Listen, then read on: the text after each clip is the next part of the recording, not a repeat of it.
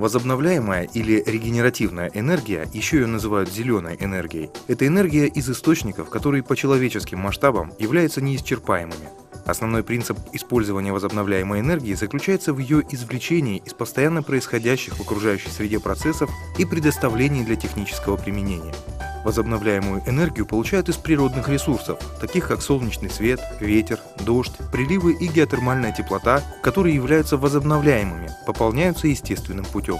Казахстан к 2015 году планирует использовать 1% энергии от возобновляемых источников, а к 2030 году государство намерено сократить объемы распространения углекислого газа в воздух на 25%. Для этого необходимо использовать новые технологии и альтернативные источники энергии. Германия уже давно и успешно применяет у себя этот опыт. В Семее состоялась выставка современных технологий «Возобновляемые источники энергии сделано в Германии». Выставку, приуроченную к Экспо-2017, посольство Германии планирует провести в 8 городах Казахстана.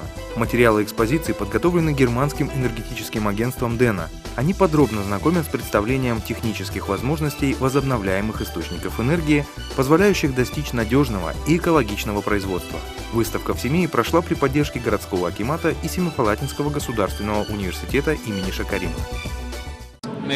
Цель этой выставки – объяснить и показать наглядно Казахстану и городу Семей, какие виды энергии используются в Германии. У нас таких источников достаточно, и они используются давно и довольно широко. К примеру, если говорить о солнечной энергии, то в Германии от ее разработки до внедрения ушло порядка 10 лет.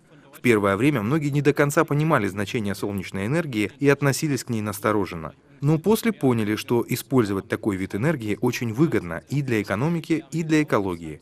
Сейчас люди сами устанавливают у себя на крышах домов солнечные батареи и пользуются солнечной энергией по своему усмотрению. Многие частные предприятия поступают так же. Но помимо солнечной энергии, в Германии очень активно используется энергия Земли, что тоже позволяет экономить электроэнергию. Мы поддерживаем стратегию развития Республики Казахстан «Казахстан-2050» и очень надеемся участвовать в выставке Экспо-2017, которая пройдет в Астане. Немецкие фирмы уже готовы представить свои проекты для Экспо-2017. В данное время мы показываем свои достижения в Казахстане. В 2006 году около 18% мирового потребления энергии было удовлетворено из возобновляемых источников энергии, причем 13% из традиционной биомассы, таких как сжигание древесины. Гидроэлектроэнергия является очередным крупнейшим источником возобновляемой энергии, обеспечивая 3,3% мирового потребления энергии и 15,3% мировой генерации электроэнергии. В 2010 году 16,7% мирового потребления энергии поступало из возобновляемых источников. Использование энергии ветра растет примерно на 30% в год по всему миру с установленной мощностью 196 600 мегаватт в 2010 году и широко используется в странах Европы и США. Солнечные электростанции популярны в Германии и Испании.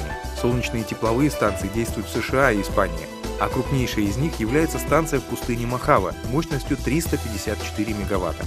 Крупнейшей в мире геотермальной установкой является установка на гейзерах в Калифорнии с номинальной мощностью 750 мегаватт. Теперь и Казахстан заинтересован в использовании возобновляемых источников энергии.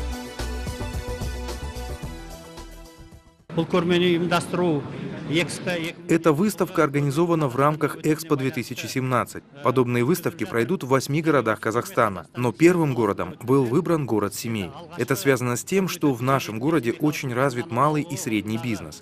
Сейчас в Казахстане достаточно энергоресурсов. Это и нефть, и газ, и уголь. Однако через некоторое время их запасы могут закончиться. Поэтому по инициативе главы государства в 2009 году был принят закон о возобновляемых источниках энергии. В рамках данного закона было реализовано 19 проектов, в том числе использование солнечной и ветряной энергии, биогаза, биоэтанола, промышленных и пищевых отходов и других источников.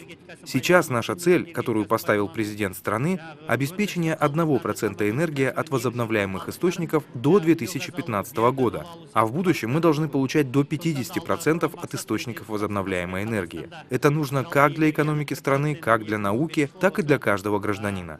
Поэтому данная выставка очень полезна для наших студентов, магистрантов, ученых. Особенность в том, что за 4 года у нас в республике было реализовано много проектов, но все они по германской технологии. И мы сейчас знакомимся с этими технологиями. Все они представлены на этой выставке. Наши предприниматели могут ознакомиться с продукцией немецких фирм, а в дальнейшем более тесно с ними сотрудничать. В Казахстане помимо нефти достаточно и других природных ресурсов. Однако, несмотря на это, в будущем недостаток электроэнергии грозит обернуться проблемой. По прогнозам национальной компании Кигок, к 2020 году потребление электроэнергии в Казахстане может возрасти вдвое, так как спрос на нее с развитием экономики растет.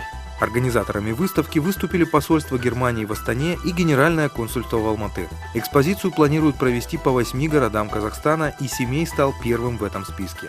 Посмотреть выставку пришли представители промышленных и коммунальных предприятий, а также бизнесмены, ученые и студенты. Меня очень заинтересовало все, что связано с энергосбережением, восстанавливаемые источники электроэнергии, альтернативные. Хоть наш бизнес на это не очень завязан на сегодня, но перспектива состояния в мире, скажем, в этом плане удручающая. Я лично считаю, что будущие поколения наши, 100, 200, 300 лет пройдет, проклянут наше время, потому что мы, хотя мы считаем, мы сильно развиваемся, мы сегодня очень вандально относимся к нашим сырьевым ресурсам. Сегодня мы, по сути, сжигаем сероводороды. Уголь, газ и нефть – это источник пластиков, который может обеспечить человечество на несколько тысячелетий. Проводится Экспо 2017. Мы очень рады, что это именно проводится в нашей стране, так как у нас мало развита эта отрасль. И мы будем рады приветствовать эти виды энергии, которые новые, возобновляемые, так как нефть, газ и уголь, они когда-то кончатся, и нам надо будет развивать эту отрасль. Во всем мире в 2008 году инвестировали 52 миллиарда долларов в ветроэнергетику, 33,5 миллиарда долларов в солнечную энергетику и 16,9 миллиарда долларов в биотопливо. Страны Европы в 2008 году инвестировали в альтернативную энергетику 50 миллиардов долларов, страны Америки 30 миллиардов, Китай 15,6 миллиарда, Индия 4,1 миллиард долларов. В 2009 году инвестиции в возобновляемую энергетику во всем мире составили 160 миллиардов долларов, а в 2010 году 211 миллиардов долларов.